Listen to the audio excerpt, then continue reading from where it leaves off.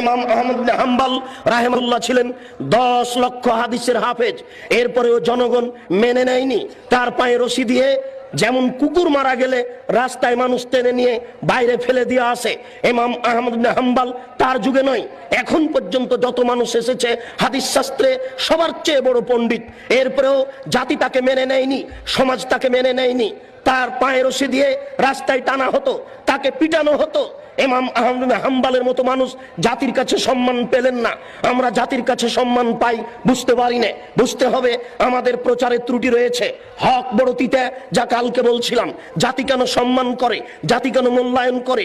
কেউ তো ইট মারে না, ঢেল মারে না, পাটকেল মারে না, সম্মান সহকারে খেতে দেয়।